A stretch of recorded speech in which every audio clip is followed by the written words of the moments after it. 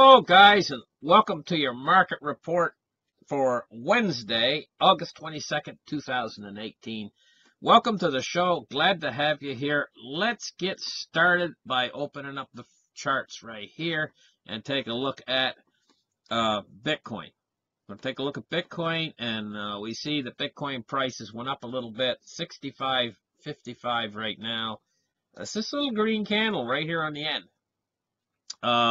If we go to the 30-minute chart, we can see this green candle up on the end here, and she's went up a little bit in price.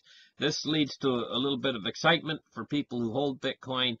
Actually, what this shows me is strength. Bitcoin has strength. Bitcoin is waiting until the SEC, the Security Exchange Commission, makes a decision on the 30th of September to make it a exchange-traded fund. If it does become an exchange-traded fund, we could look at a massive increase in price. If not, well, then it'll probably dither along like it's dithering along now, because all the air has been let out of Bitcoin, let's face it. Let's move on to cryptocurrency market capitalizations, $216 billion right now. And we're looking at Bitcoin dominance, 53%. And most of the coins are in the green today, but they're still down quite low, so there's still good buying opportunities in these coins. Now, let's take a look at the Dow Jones Industrial Average today. We're looking at down 26 points on the day, and we're looking at very light trading volumes. I still think the market is going to go up to 26,000. Because the bond yields are staying down. If we take a look at the interactive stocks right now, the sweet light crude oil futures, excuse me, I've got a little bit tongue-tied. Crude oil right now is up a little bit, 67.21. It's up $1.37 on the day, or 2% up on the day. It's getting up close to $70 again for sweet light crude. Now, sweet light crude, you know, that's the crude that they use to mix with the heavier oil. It's very important because some of these countries like Venezuela, their oil is very thick and heavy. It's almost like sludge. They mix this sweet light crude with it to make the crude that we all use at the refineries to make into gasoline. So now let's take a look at the silver price today. What's silver doing? Silver, it went up and it peaked a little while ago, and now she's lost 5 more cents again. She's down to $14.71. If you can see on these last 3 days here, see the blue line is 2 days ago, the red line's yesterday, and today's the green line. You can see it's staying in a very tight little range right here of around $14.75. A little bit under, a little bit over it, but right on that line, $14.75.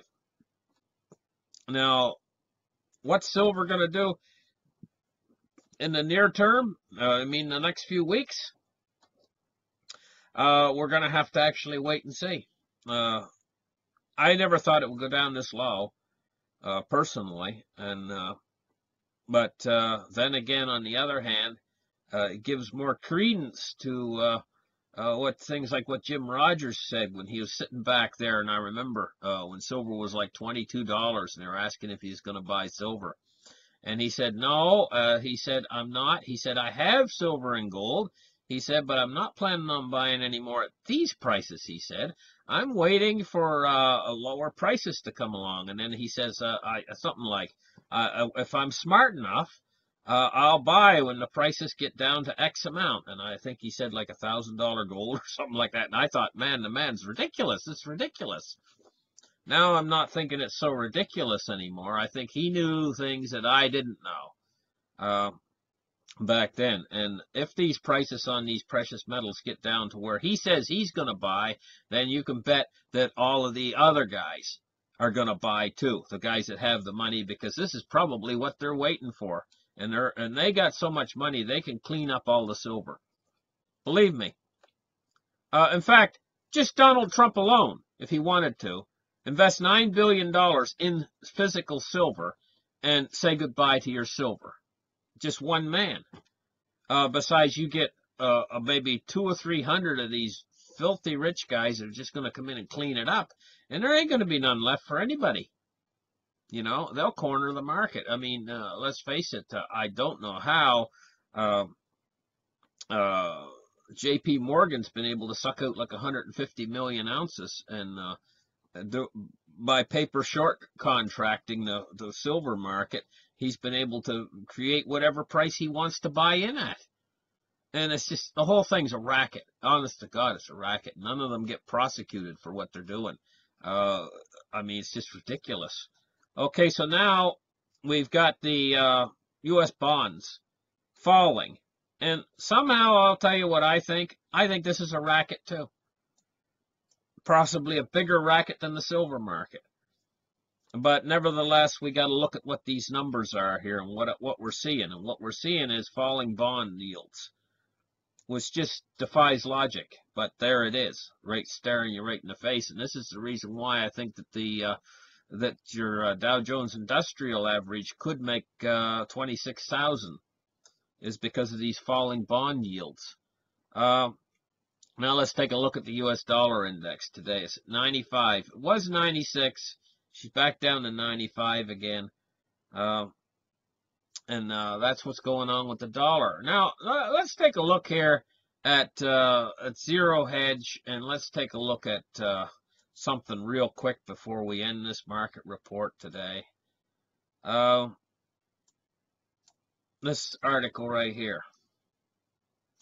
Cohen willing to tell Mueller about Trump's conspiracy to collude with Russia.